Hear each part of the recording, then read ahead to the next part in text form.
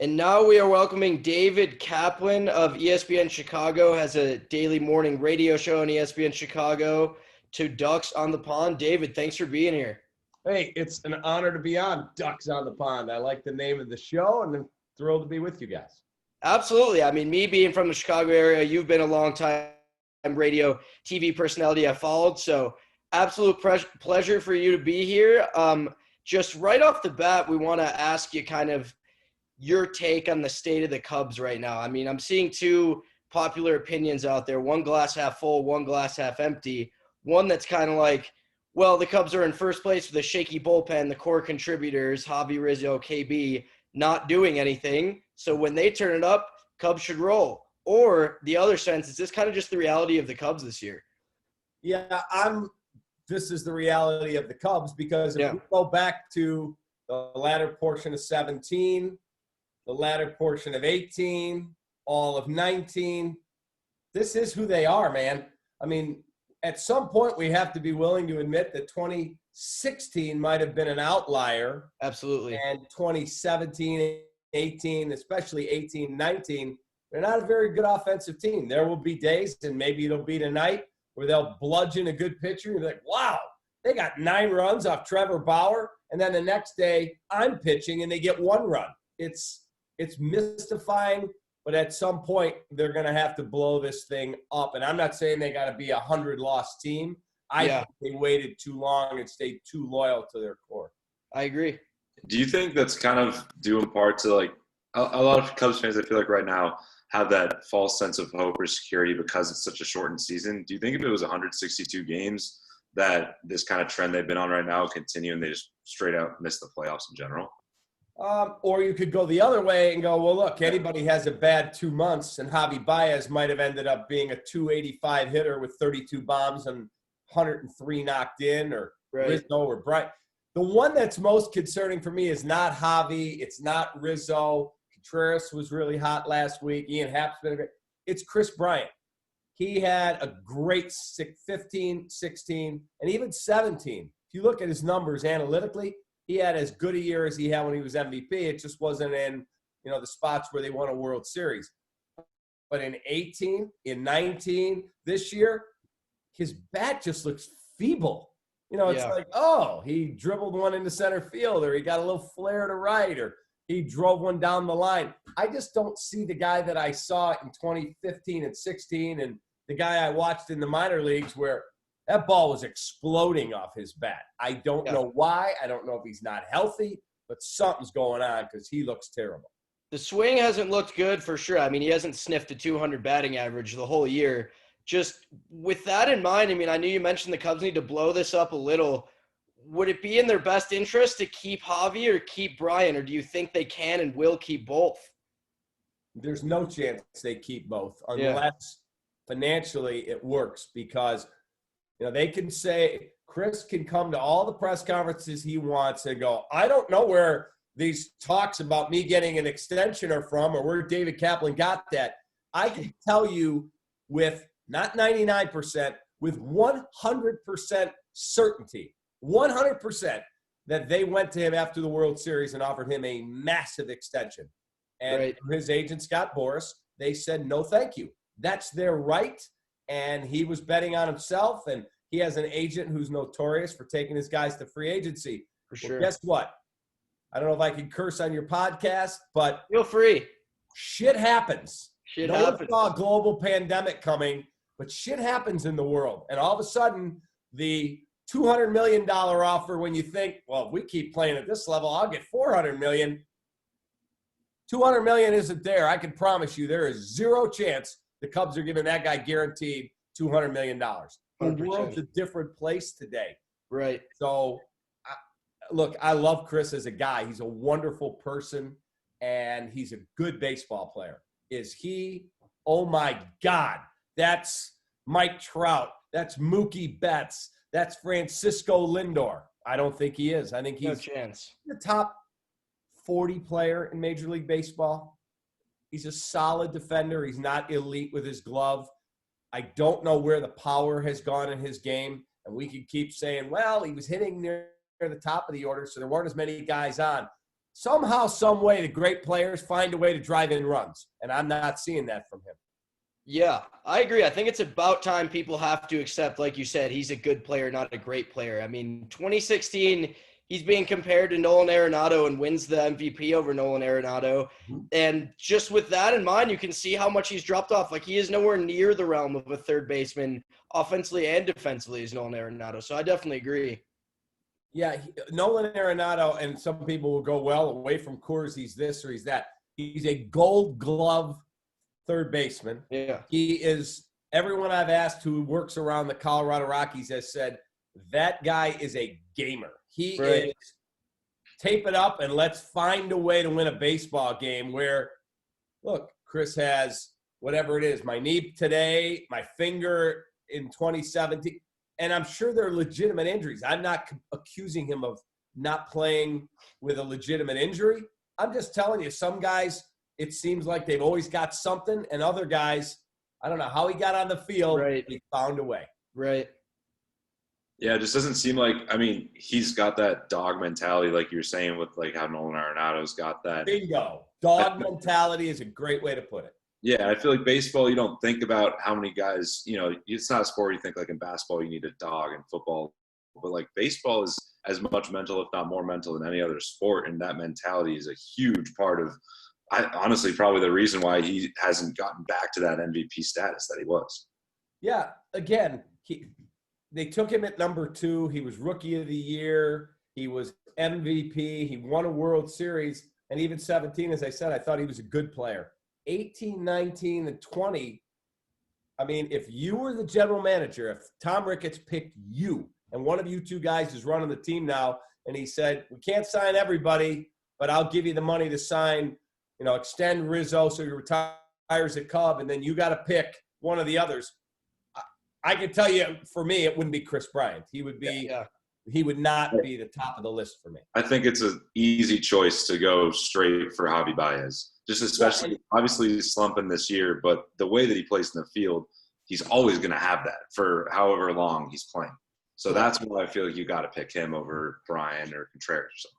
Yep, I completely agree with you. I'm curious if you think, because I read a little bit about it, how like Javi, a guy like Javi or even Wilson Contreras, who clearly fired up guys who feed off crowd energy, do you think their slow starts at all have anything to do with no fans being there? Obviously, it's not an excuse, but I feel like for players like that, having no fans in attendance, especially at Wrigley, kind of means more than it does for the next guy. Yeah, maybe, but in the end, every team in baseball is playing under the same rules. Right. And, I heard Javi say, it sucks. The Astros cheated. We didn't cheat, and we can't go watch video of my at-bats. And again, I have a routine when I get up every morning that prepares me to go do my shows. And if you said all of a sudden, hey, guess what? You can't look at a computer today. Whoa! How am I supposed to get all my – I get it. But in the end, every major league player is playing by the same rules. And at some point, you either win or you lose. You got to find a way. You might say, this sucks that I can't go see my at-bats, but I got to find a way. And that's my thing. I said, everybody knows the rules. You wake up in the morning, you find a way to win a baseball game. You may win it 1-0 against some crappy minor league pitcher that got to start and go, well, we found a way. And you may bludgeon Trevor Bauer and beat him 15-1. Somehow, some way, you got to wake up and find a way. And Javi's not doing that right now. For sure. 100%. I mean, I was just curious, with this year and everything. I know it's obviously a weird year, like we were saying too. But what's your kind of opinion on how David Ross has been in his first year ever as a MLB manager of any sort? Yeah, I got to give him a lot of credit. I think he's done a really good job. From what I've been told by guys I trust in that clubhouse, he holds guys accountable. He just doesn't let us know about it. The days of, and you guys are too young, but when Mike Ditka coached and he grabbed Jim Harbaugh by the face mask, or he'd go to the press conference and blast about our left tackle was horrible. Like, that stuff doesn't play today. That's old school. Like when I was coming up and I was a college coach, you could do anything you wanted. You could get away with running guys at 4:00 in the morning because you caught them out in the bar the night. That stuff doesn't play today. You have to relate to your players and you got to have their back. Ozzie Guillen, who I love, he's a dear friend. You can't throw your guys under the bus and then back the bus up over them, you could back in the day. So from what I hear, David's doing an amazing job. I didn't know you were a college coach. Where did you coach? So I was the basketball coach at Northern Illinois from 82 to 86. Oh, wow. Very cool. Yeah. So it was really Go Huskies. Cool. Go Huskies. Just, speaking about some of the bright spots about the Cubs right now, before we move on, Ian Happ emerging as a star, hitting 304 this year. I've been waiting for him to fall off all year. It hasn't happened. Just what's going right for Ian at the plate this year compared to other years? And did you expect him to break out like he has? Not to the level where he has, as we're all taping this, as I'm talking to Eddie and Jack, he's got the number 1 OPS in baseball. Right. Number 1. Yeah. And if you take him just in the leadoff spot, he's number 1. I mean, it's crazy. I really like him. I think he's a gritty, tough guy who he was born to be a baseball player. Like, that's what Ian Happ is. And he loves the game and he lives the game. And I thought he'd be a good player. I never thought he'd be this guy to the point where, like I'm going to say on the air tomorrow, Theo needs to go to his agent right now and go, you know what? I know we're in COVID. I know we don't know our revenue, but why don't we find a middle ground here and let's sign an extension right now. And 100%. 100%. Yeah. Yeah, the guy's been unreal this year. And I mean, him and Hayward single-handedly really, I mean, along with, Darvish and Hendricks are making up for the lack of that offense that's usually there for the Cubs. Yeah. And, who thought – I love the Darvish signing because doing the pre-post for as long as I did, I saw Jake Arrieta and I could see it trending like velocity starts to lose a little bit. The slider isn't quite as sharp on its bite. And then Darvish comes and makes me look like an idiot because he had this awful 2018. All of a sudden, he gets healthy. He starts to find his way. And then if you go back to All-Star break last year to where he is today, he's the best pitcher in the game over that time span. Mm-hmm. For sure. Definitely in the race for the NL Cy Young. It's awesome to see. I've always been a Darvish supporter, too. I don't know if you guys know, Max Fried went on the injured list today. Okay. Yeah. And that was probably his main competition. So Max Fried to the injured list basically knocks him out. He's gone for at least 10 days. Got a back issue, so they're going to not have him around. And we've only got, 2.5 weeks left of the season? That's crazy. Right. If you doesn't go out and have some clunker where he gives up 6 runs, I think he's going to win the Cy Young. Yeah. It's safe to assume you think he would. It was pretty close a couple weeks ago when Trevor Bauer was, sub 1 ERA, but he's kind of fallen off a little the last couple weeks, and Yu's just been stellar. He had 1 bad start probably this entire year, if that. 7-8 wins already. Start of the season, and he wasn't horrible. He just didn't have great command, so they lost to the Brewers. Mm-hmm. Yep. Just speaking about the rotation a little bit, obviously you and Hendricks have been rocks at the front end there. But, assuming Q and Chatwood get healthy, what's kind of your ideal rotation for the Cubs, would you say? And who do you believe will be the odd one out and have to land in the pen for them if everyone gets healthy? Well, we mentioned the first 2 guys, and then you got Chatwood, you got Alzolay, you've got Quintana, you've got Lester. Look, I love John Lester. He goes down as one of the great signings in the history of Chicago sports as a free agent. In fact, absolutely, it'll be him or Marian Hossa would probably be the top 2 of players. I'm not talking about like Theo coming here or Carey coming to the whatever. On-field performance, it's either Marian Hossa or it's John Lester, but he looks awful right now. He doesn't have, that dog in him where, hey, man, I got to make a big pitch in a big spot, and I'm going to make it. It looks like he's pitching kind of, I'm hoping I don't get hit here. And that's not the John Lester that we all fell in love with. But I still can't not hand him the ball in a playoff game. Yeah, you can't put him in the bullpen, too, at this point. Agreed. Now, Chatwood has great stuff, lousy command. Mm-hmm. Quintana has good command, just mediocre stuff. I always made the joke when they traded for him. I didn't like the trade the day before they made it when it was rumored. I didn't like the trade when they made it, and I think today it goes down as a horrific trade. Absolutely. Jose Quintana, to me, and this is what I said back then, so this is not revisionist history, Jose Quintana is like a really nice Buick Regal. You could drive it to the mall. It gets your packages home. But you don't pull up to the country club and everyone goes, who's that dude in the Lamborghini? Oh, my God. See that guy? It's just, yeah, that's the guy in the Buick Regal. It's all right. That's the job. But you paid Lamborghini prices when you give up your number 1 and number 2 prospects in Jimenez and Dylan Cease. Right. That was my problem with the deal. If he was available in free agency and you wanted to give him whatever money it cost, go get him. Couple mid-level prospects, go get him. But my 2 best assets in my farm system, and that's what I got, hated it from the day it was rumored to today. Speaking of the Sox, I mean, we'd be remiss if we didn't speak about them a little bit when we got a little Chicago analyst with us. I mean, I think they're probably – I know everyone talks about Slam Diego and whatnot. I think they're the most exciting team to watch in baseball this year. I mean, I feel like everyone was kind of talking about them, but did you see this kind of success and home run hitting and the pitching to kind of figure itself out the way that it has? I knew they were going to be good because I got a chance to watch Luis Robert play, and that guy's a monster. Monster. And it's going to take time, and he'll develop, and he'll be an even better player. I'm just telling you, man, they've got offense. I'm concerned that they rely at this point too much on the home run. And who's their number 3 starter? Is Dylan Cease going to really be able to take the ball in a playoff game in Minnesota or wherever, Tampa Bay? Yeah. Give you 6-7 innings? It helps that there's no fans, but I mean, that's really tough because I feel like he's been so inconsistent this year. When he's on, he's been on, but when he's off, it just has not been there.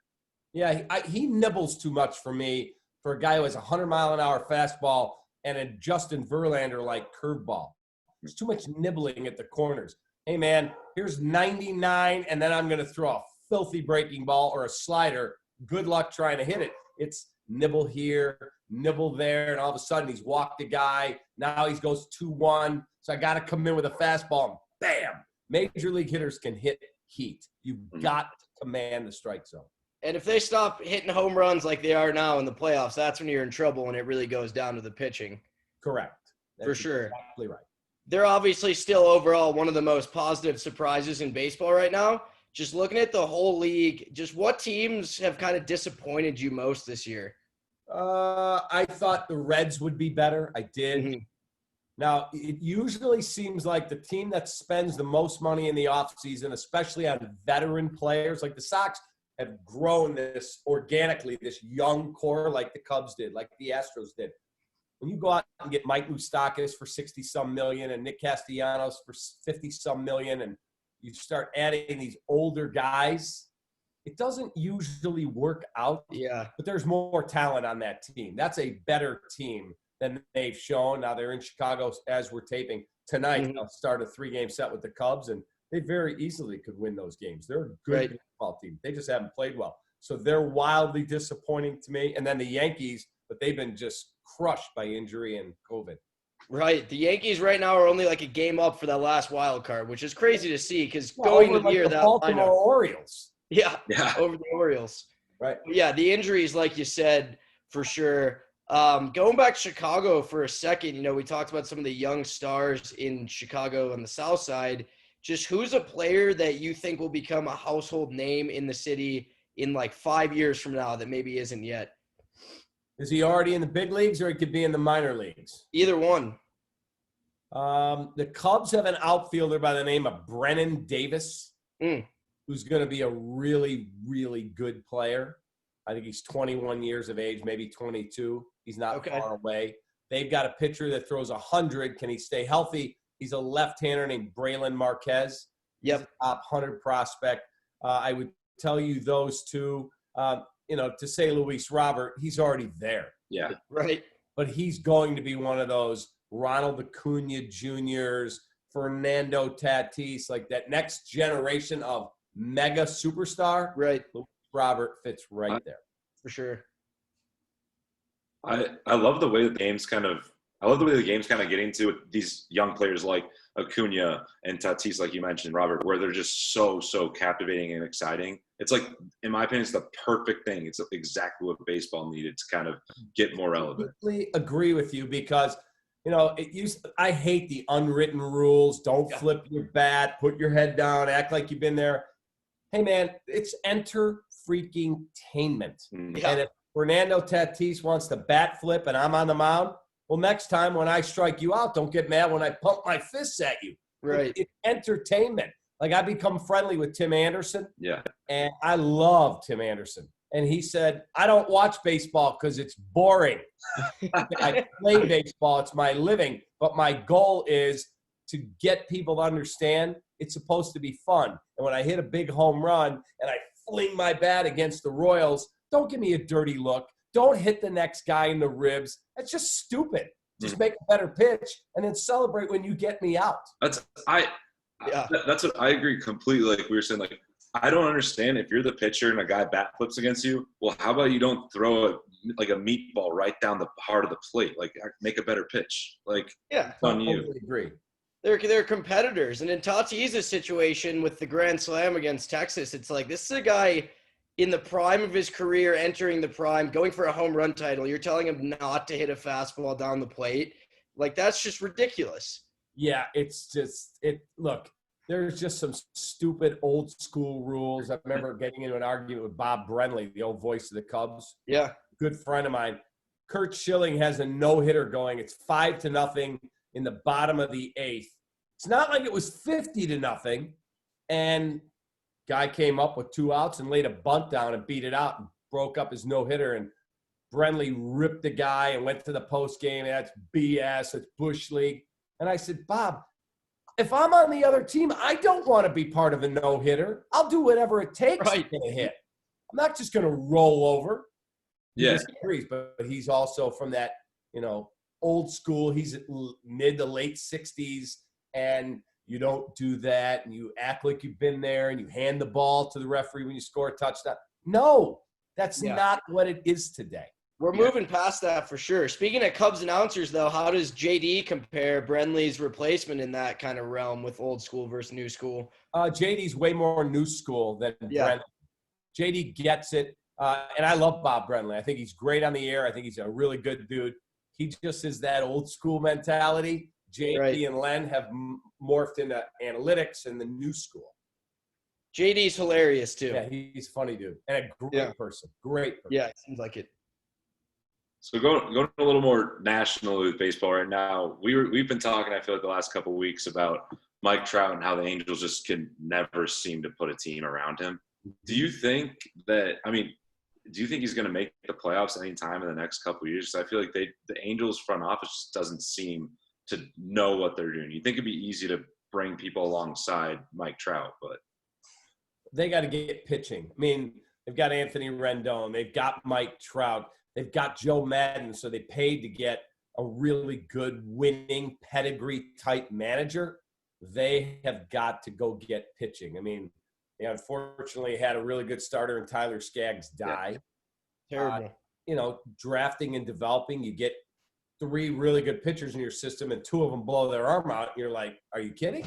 Yeah. Those guys were part of our future. So I do think they'll continue to spend money, but the pandemic has leveled the playing field. When people scoff, well, it's just a bad year in business, write it off. It's tough to write it off when you're losing north of $100 million. Right. I knew you grew up a Cubs fan, I believe, and obviously have covered the Cubs a while. I'm assuming 2016 was your high point as a fan, but just through the years, what's been your low point? Obviously, you were around 2003, 2007, 2008. So I was a beer vendor at Wrigley till I got fired there. That's true. I was a high school student. My brother and I started selling soda pop and then cotton candy to peanuts to eventually I'm 21 and I get beer. And you can make a lot of money in the summer at Wrigley selling beer. And then in 1983, the White Sox get rolling with the slogan was win and ugly because the manager of the Rangers go, that's not that good a team. All they do is win ugly. And so we came up with a T-shirt, and I had this idea because I had gone to school in Minnesota, and the North Stars lost in the Stanley Cup Finals. They're now the Dallas Stars. They used to be the Minnesota North Stars. Mm-hmm. And so the next year, their slogan was a hockey puck with a bite taken out of it with the juice running down the side like an apple, and it said, so close, we could taste it. Minnesota North Stars hockey. Well, now the White Sox are in first, I'm like, we're going to get somebody to draw a baseball with a bite taken out of it. Chicago White Sox, 1983, so close we could taste it. There you go. We print them up and we start selling them like they're going out of style. I mean, holy smokes.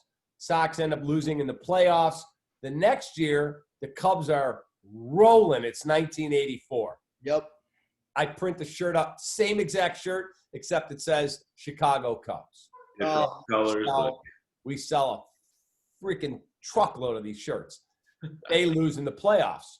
85, I come back with the same shirt, and Dallas Green, may he rest in peace, was the Cubs general manager and president. He sees the shirt, and he said, "Where's this shirt from?" So that vendor right there printed him up with his brother. He has security grab me, and he fires me for copyright infringement. Oh, that is insane. Yeah. So I get fired as a vendor, and I needed that money back then. And that's great money. Like you said, it's tough working up the total. I was making like $10,000 a summer at each park, Wrigley and Sox. Then add in the T-shirts. Like I was making, for a young guy, I was making a lot of money. Right. Now he fires me. I still remember 1987. I turned the news on. They said, "Let's go out to Tribune Tower where the Cubs have a stunning announcement." And they fired Dallas Green, and my mom and I are high-fiving because he had fired me. And like almost 10 years later, I think it was 8 years later, I'm hosting their freaking pregame show. Oh, man. It was like the ultimate take that. Yeah. So those are some of my memories, but I was on the air the night the Bartman play went down. Right. And I am doing the radio post-game till 2 o'clock in the morning. And we had a hotline in our trailer outside Wrigley. And we go to commercial break, and my producer says, "Pick up the hotline. There's a listener who said he has to talk to you." So I pick up the phone. "Yeah, this is David Kaplan." And he said, "Hey, man, I love your show." I said, "Well, I'm in the middle of doing my show. How can I help you?" And I just want to let you know, we know his name. We have his address. He'll be dead by midnight. Oh, man. And I said, "Excuse me?" He said, "That guy ruined our lives. We're going to kill him. He'll be dead by midnight." And he was like dead serious, like not a dead serious as a They heart. put him in witness protection, didn't they, at one point? Yeah. They had security for him. So Okay. I called the Chicago police, and they put me through to a detective. He said, "We're already aware there are police guarding his house on his street." They were there for well over a week. And I thought, okay, it sucks, but if our shortstop fields a ground ball or Mark Pryor makes a better pitch. That was the real play. I can't believe people still overlook that. Like, it's you have to win. You have to win the next game anyway. Correct. Yeah. And you had a lead the next day, and you blew it. So I felt horrible for this kid. But I was there that night, and Michael Jordan was at the game. Mm-hmm. Okay, the game ends. Everyone's in shock of what happened. Michael Jordan is standing in the lobby of Wrigley Field at the executive offices. Here comes the Fox broadcast crew. Al Leiter, Steve Lyons, Tom Brenneman, and their producer, who's like 6'5". Wow. They walk down, and they look, and they go, "Michael Jordan?" He said, "Yeah." They said, "What are you doing?" He goes, "You guys been outside? There's 100,000 zombies out there. I'm not going out there. I'm not getting killed." They're like, "Michael, we have a car. It's 7 blocks away because the streets are all closed off because everyone thought we were going to the World Series. Oh, so the streets were out there. We'll surround you." Al Leiter, Steve Lyons, these were professional athletes. "No one's going to mess with you." He goes, "Absolutely not. I am not going out there with 100,000 zombies. Someone's going to kill me." That's a true story. And so they had to get a police car to pull up on the sidewalk, get Michael in there, and get him out of there. Yeah. It was a crazy freaking night. And I'll never forget it. It was sad. I never knew Michael was at that game. I haven't seen any pictures of that or anything. That's a true story. Michael Jordan was there, and it was just a crazy night. I was on the air till 2 o'clock in the morning, and then I went and did Good Morning America, had me on at like 6:30 in the morning. So I drive downtown. I do it from some studio. I tell, relax, that kid's going to be fine because we're going to win tonight. Of course, we didn't win. Yeah. And 13 years later, we finally did. And it was the coolest night of my sports fandom life. What did it mean to you to finally get that Cubs World Series? Because not only have you been a lifelong fan, but like you've been covering them the whole time too. So you're even closer than the average fan would be. Like how incredible! Like how would you just describe your feelings as soon as Chris Bryant threw that ball to Rizzo and the game was over? Okay, so I'm in Cleveland. My partner's Todd Hollandsworth, who played for, I think, 7 major league teams. He's one of my best friends. And he and I are sitting together for every game of the World Series, whether it's at Wrigley, whether it's in Cleveland. We're at every game. And so we've got the lead. I think it was 6-3 after David Ross's home run. Yep. And we're going to the bottom of the 8th, and Holly and I are like, now we're starting – people know we're Cubs broadcasters. We got Cleveland fans yelling at us. He's like, dude, before we get ourselves in any trouble here, let's go outside to our set, and we can watch it. We have a monitor there. So we leave at 6-3. We're, I don't know, 150 feet away. We're standing on our set, and I'm pacing back and forth, back and forth. And Hollandsworth is mocking me. He's like, dude, relax. It's over. The game is over. We got Aroldis Chapman. He throws 103 miles an hour. We're up 6-3. This game and the series is over. Relax. Your dream is coming true. And I turned to him and I said, shut your effing mouth and don't speak to me till the game is over again. You don't know what we go through. I said, you were a mercenary. You took our money. You played 1.5 years here. You don't know what it's like to have a team rip your heart out. They could be up 100-0 with 2 outs in the 9th inning, and they're the only team in sports. There's no done deals. They could find a way to screw this whole thing up. So now I'm really, really pissed. And he's laughing at me. He thinks it's hilarious because it's over. Now there's a hit. Now there's a hit, and here comes guy in to score, Brandon Guyer, a former Cub. It's 6-4. Here comes Rajai Davis, choking up 6 inches on the bat. And Holly's like, dude, it's Rajai Davis. He ain't taking the ball out of the ballpark. Relax. Boom. And I can hear, so our monitor is on a delay. Yeah. We don't see it yet. But I can hear the speaker on the side of the stadium that's like right there. And I hear, swung on and belted to deep left.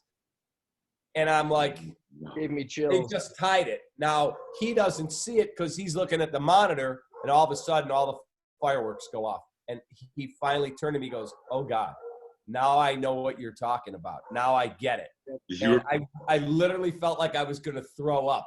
And I looked at the sky because my dad was deceased by this point, and he's the one that got me into this business because he loved sports. He was a lawyer, but he wished he was doing what I do. And I looked up, I go, really? Really? It's going to be that cruel, huh? Dad, it can't be that cruel. And then finally we won, and I'm sitting on the set, and I remember in my ear, my producer's like, he sees it, I'm watching on the delay, but I hear the screaming from in the crowd, so I know we just won. And my producer in my ear's like, the Cubs just won the effing World Series. We're going on in 5 seconds. And I turned, I pointed at the sky to my dad, and I went, Dad, we did it.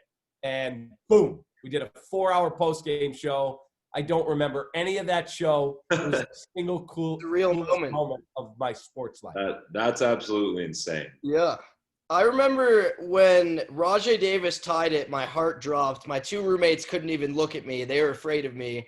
I watched Chapman throw the scoreless 9th, and then I couldn't handle the game. So I turned my phone off, got my car, and drove around for 20 minutes, not knowing the rain delay happened.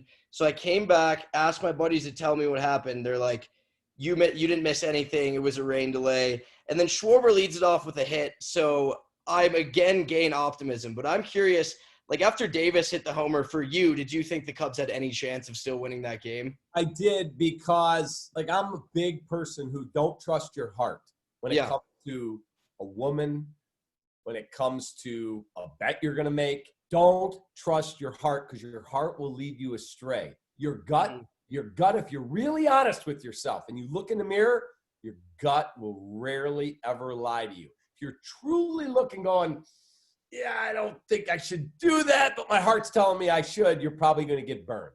Right. And I truly believed that we were going to win that game. I spent that whole year writing a book called The Plan about, and Theo gave me access, and the Ricketts family. Like, I was all in, and I truly believed when they asked me to write the book in February about the season, I said, okay, just understand we are winning the World Series this year. This was in February. And the guy said, you're guaranteeing that? I said, yeah. You want to put it in my contract? I promise you they're winning the World Series. I remember the 84 Bears losing to the 49ers in the NFC title game after this great run, just like the Cubs in 15. And they came back the next year on a mission and they won the Super Bowl. And I saw the exact same parallels. I'm like, dude, you don't have to pay me if they don't win the Super Bowl. I promise you, they're winning the World Series. So the whole night, like I got a text, it's still on my phone from Theo Epstein, the day of Game 7. I texted him and just said, thanks for all the access. Good luck. He texted me back and said, thanks a lot. Enjoy tonight. We've got this. And I'm like, Theo Epstein just told me we've got this. Okay, I'm all in. We're good. I would have been all in too. I'm like, we're good. And I truly believed. And when he hit the home run, I got this wave of nausea, like, no way that just happened. No way. But I still believed. And then when Schwarber got the hit, and then Ben Zobrist has 2 strikes, and he slaps one down the line, I'm like, it's over. We got it. That was the best moment ever. That debatably was the better moment than them actually winning it for me, because the second Zobrist hit that, man, Rizzo's reaction and everything, it was just magical. Yeah, the whole hands on the head. Yeah. Well, here's the other thing. I supported them going to get Chapman because it was, if not then, when, as Theo said. It was time. So they put a great prospect in the deal, Gleyber Torres, who we'd love to have. But we don't win the World Series without Aroldis Chapman. Yeah. I also said, I hope that guy, because of spousal abuse or firing a gun in the garage with his kids and his family there, I don't want the enduring, lasting image, if they win the World Series, of that guy like this after he struck somebody out or he's on the mound. I want something like Montgomery. And it worked out. Karma is a bitch, man. It worked out that we needed him to get there, but he was not the guy that was there when that game ended. The enduring image is Anthony Rizzo right there after he caught the ball from Chris Immediately Bryant. his arms go up. That was amazing. It was incredible. I'll never forget it. So thank you, Aroldis, for helping us win. I'm glad you were not part of the final out. I love watching that final out too, because when you see Chris Bryant come up to take the grounder, he's got the biggest smile on his face. Like, oh God, it's over. Yeah, like and then of course Joe Buck tried to make it seem like it was going to be close. Like that was pretty routine for Chris at the time. And then his foot slips, and Dexter Fowler told me, I interviewed him maybe 4 or 5 days later.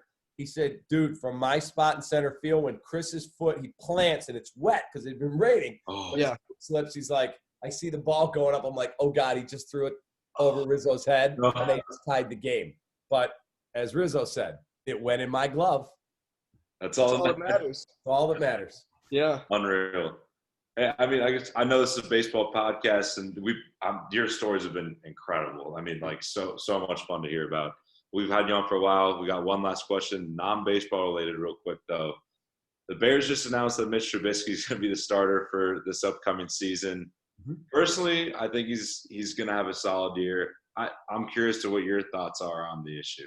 So I'm a huge Mitch Trubisky guy. I've gotten to know him a little bit. I did a charity event with him for people that stutter. I'd interviewed him on the phone, but I had never met him. They call and ask if I'll MC the event and interview him in front of the crowd.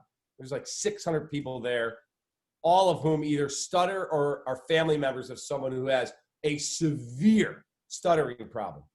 So they take me into this golf course, and I'm in a back room it's just me and Mitch. And I introduced myself. I said, you've been on the radio with me, but we've never met. And all of a sudden there's 50 people lined up to get a picture, a jersey, whatever. And all of them severe stuttering problem.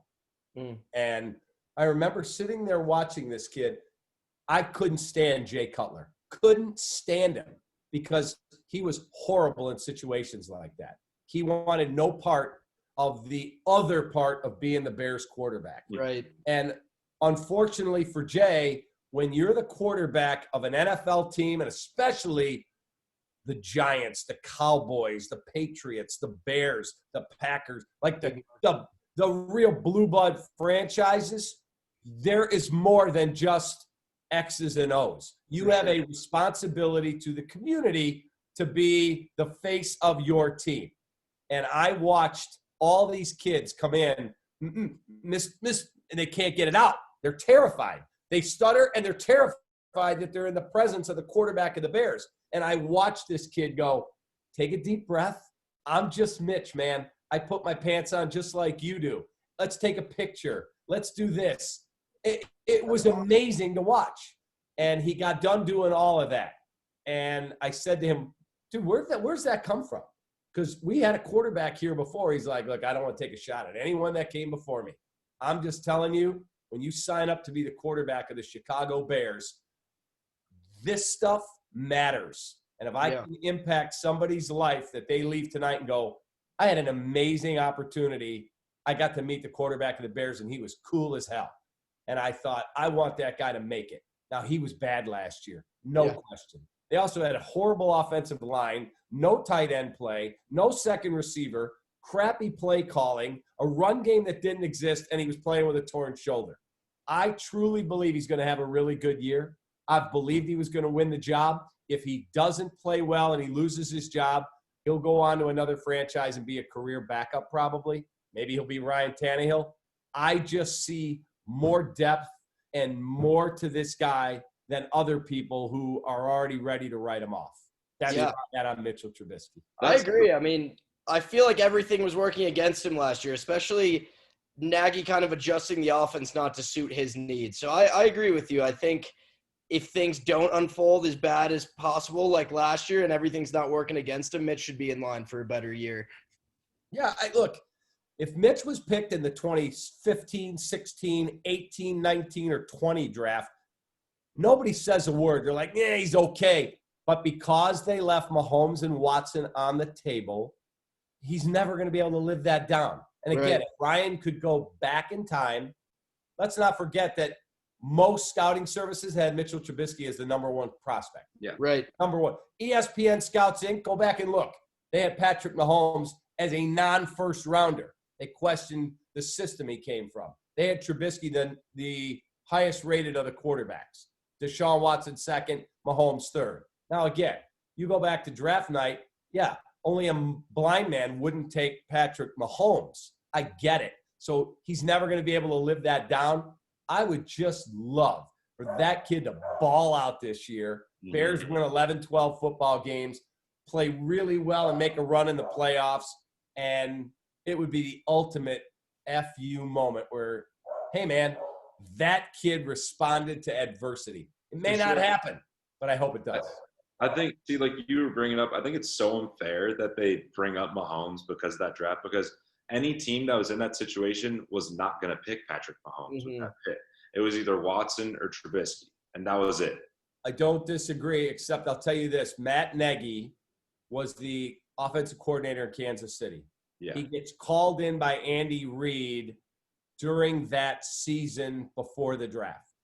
And Andy says, okay, I need you to do a deep dive on Watson, Trubisky, Mahomes, and I need reports on all three. I want you to meet them. I want you to talk to them. I want you to break down every single throw, find out what they're like as a person, the whole deal. Go back to high school. Find out what these guys are like. Well, Matt's agent, Trace Armstrong, a former Bear, has those reports.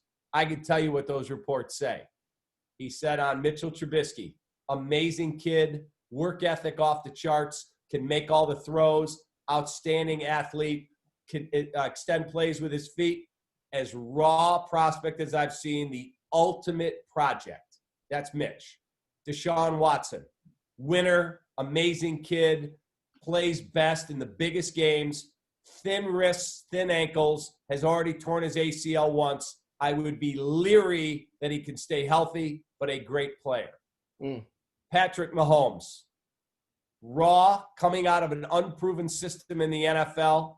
He is a generational talent, and do not miss him if you have to take him number one. Ooh. Wow. That's so he knew. That's a true story. Wow. I mean, that's insane. I've never heard Yeah. that at all. Anyway, that's crazy. Didn't know anyone predicted that. Well, Dave, we definitely could ramble on about football for all night, but we don't want to take too much of your time. So we will end it there. And again, really appreciate you joining us on Ducks on the Pond. You got it. Honor to be on with you guys. You have my number. Anytime you want me, I'm in. We'll be in touch when the Cubs win the World Series again this year. Bam. There we go.